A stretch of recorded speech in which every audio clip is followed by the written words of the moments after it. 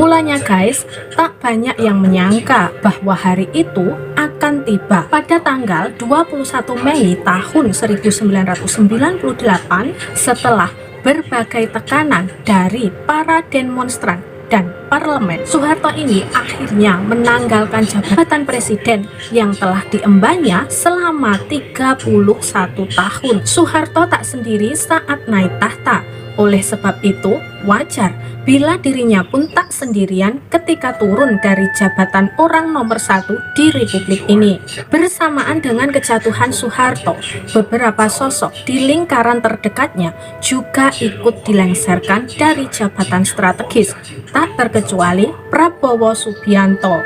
Menjabat sebagai Panglima Komando Strategi Angkatan Darat atau Pangkostrat di masa-masa akhir rezim Soeharto, Prabowo dilengsarkan oleh B.J. Habibie sehari setelah transisi kepresidenan.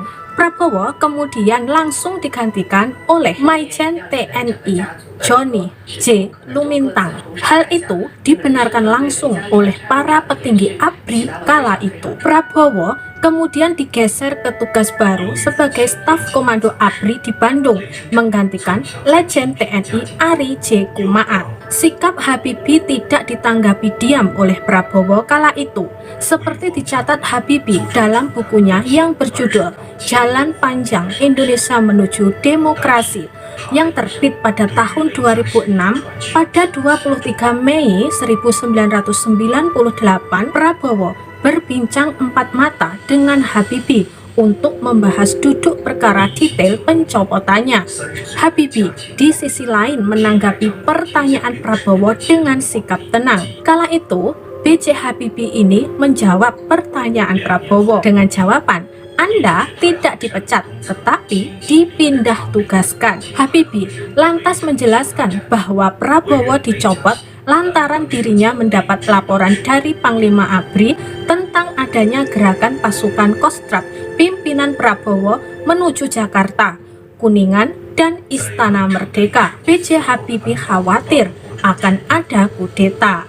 Prabowo kala itu kemudian menjawab pernyataan B.J. Habibie ini dengan sebuah klarifikasi bahwa niatannya hanya ingin menjaga keamanan presiden. Kemudian B.J. Habibie ini menjawab pula bahwasanya tugas menjaga presiden adalah tugas pasukan pengamanan presiden yang bertanggung jawab langsung pada Pangap dan bukan tugas Prabowo. Keputusan akhirnya tak berubah.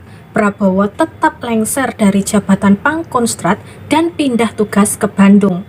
Tak lama setelah kepindahan itu, Prabowo disidang oleh Dewan Kehormatan Perwira yang dibentuk pada bulan Juli tahun 1998 lewat surat keputusan atau SK Pangap Sek P _533 _7 _1998.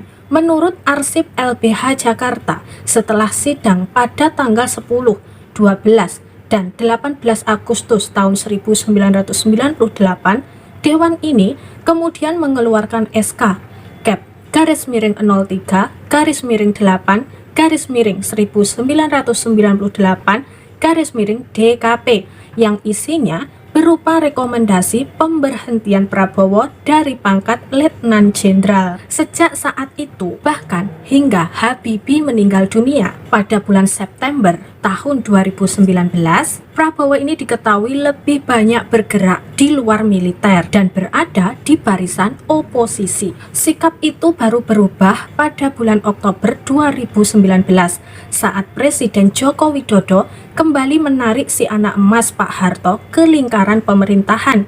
Kini, politikus Partai Gerindra tersebut menjabat sebagai Menteri Pertahanan Republik Indonesia. Dan baru-baru ini, Prabowo Subianto ini mencalonkan diri kembali setelah beberapa kali gagal untuk menjadi Presiden Republik Indonesia. Dan menurut real count sementara, pasangan Capres-Cawapres Prabowo Subianto dan Gibran Raka Buming Raka menang di Pilpres 2024. Mereka ini menduduki peringkat teratas perolehan suara di Republik Indonesia, yaitu mencapai 58%, mencapai 60%.